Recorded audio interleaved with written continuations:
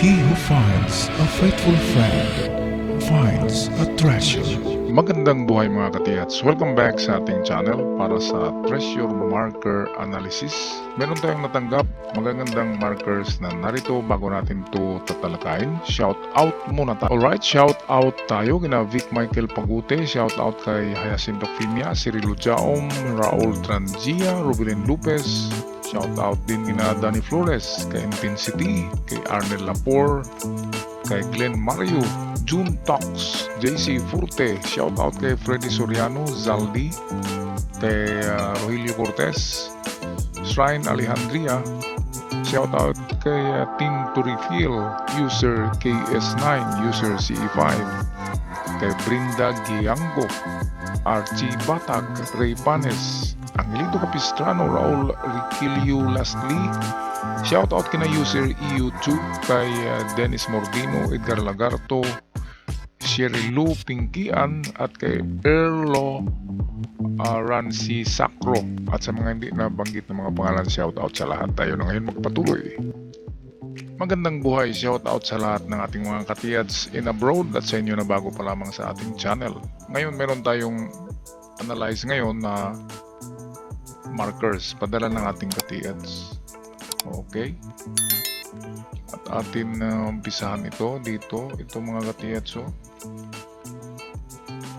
hindi siya bilog, meron siyang tulis, at ito sa itaas. So kakaiba ang tinuturo nito. Ang direksyon niya ay papunta rito, pero yung isang given dot ay nasa itaas. Kakaiba. Atin mo na tingnan iba pang mga litrato. Ito, napakaganda nito. Ito yung peripheral vision. Yan. Kung ang tao, ang mata ng tao, ito ating mata, meron tayong peripheral vision of 60 degrees. Ngayon itong dito, more than 90 degrees ito. Kasi ang 90 degrees ay dito lang yan. Yan. So merong sobra na 15. So ang degrees nito ay nasa 115 to 120 degrees. Yan. Yan ang lawak na ating i-search. Papunta yan dito. Yan. At ang layo niyan, umpisa sa 7 to 15 meters. Ang i-search natin dito sa unahan. At hanapin natin dito, dalawa pang bato na marker. Sa layo yan na 7 to 15 meters. Kaya maganda ang ganyan na forma na bato. Okay. So ito yan. Ito yung komposisyon ko lang yan. Atin yan balikan mamaya. Dito muna tayo sa ito. Ano ba naman ito? Parang letter C siya. Parang nagaganyan lang. Yan. At parang square din siya na hindi maganda ang pagkagawa. Parang nagaganyan. Okay, ang ganyan ng mga sign, kasi man-made yan, ay nagsasabi na there is a treasure under or on the spot. It's either under sa kanya or nasa gilid niya or harapan. Kaya ang ating gawin dyan ay hanapin natin ng isa sa kanyang kasama. Ito yan. At ang bato na ito ay, ayan, meron siyang dot dito. At pabilog siya, pero pagdating dito matulis.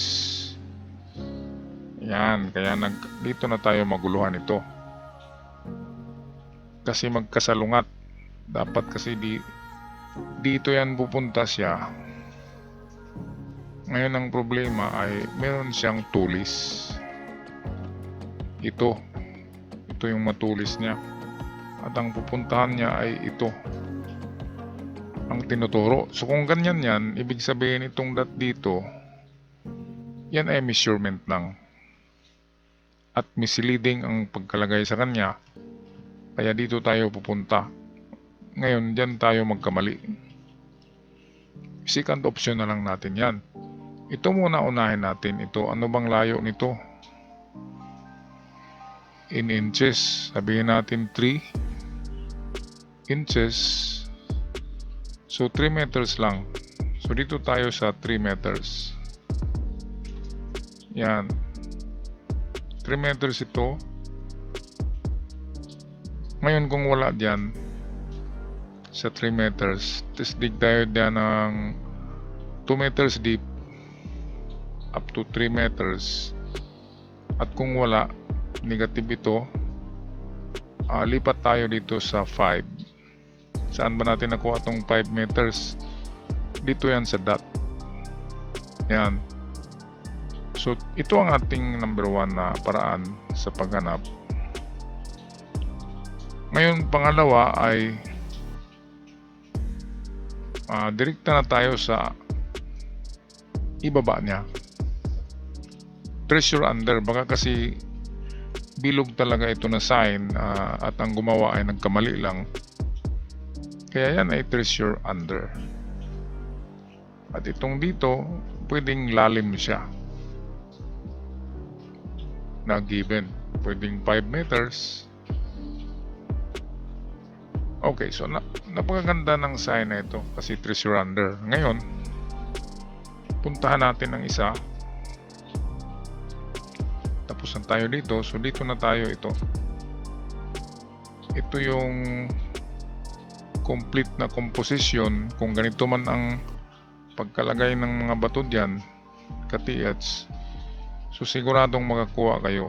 Sa 3 bato na yan, isa ang merong ibinaon dyan. Isa ang pinaglagyan. Okay, so ganito yan. Peripheral vision. Peripheral vision. Ito ang kinuha natin na anggulo ito. Yan. At malalapit lang yan tingnan, pero sa actual malalayo yan. 7 to 15 meters yan ang distansya. At itong dalawa rin, malalayo din ito. Ganon din, mga 7 to 15 meters ang kanilang mga distansya kasi yan ay triangulation. Ngayon, sabi nitong bato na ito, yung letter C, ay merong treasure sa kanyang tinitingnan. So, ang tinitingnan niya ito na anggulo. So, itong dalawang bato,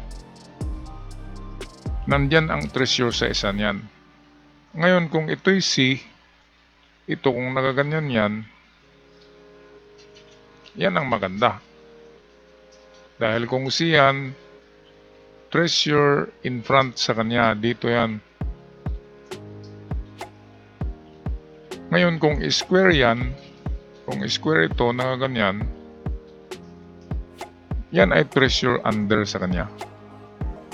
Or treasure on the spot. So, kung treasure on the spot, pwedeng dito sa gilid niya, sa harapan, sa likod, or sa baba niya, or under. Okay, pero mas maganda ito kung C kasi perfect na dito siya nakaharap. At itong isang ito ay dito ang kanyang turo. So yan ay layo na 5 meters. Sinusundan natin itong tulis niya. Kanina, ito yung una natin to. Kaya pumunta tayo dito. Ngayon, sabihin natin uli, banggitin natin ulit, kung bilog lang talaga yan, ibig sabihin sa baba nitong bato na ito. So, treasure under this rock. At yan din ang sabi ng C, treasure in front. Pero pwedeng baliktaran ang dalawang ito. Pwede rin na baka sa actual dyan ay dyan nakaharap ito. Itong tulis ng bato dito, baka dyan yan nakaturo. At kung yan ang tinuturo, nandito sa kanyang baba. Okay, so napakagandang ito. marker kasi classic. Nasa libro ito ng Treasure Code Books ng aking ama ng ganyan na mga posisyon ng mga bato. Okay, so sana surtihin kayo dyan mga katiyats. Balitaan nyo na lang ako. Hanggang sa muli mga katiyats ko, ako'y magpaalam na God bless you all at ingat kayong lahat.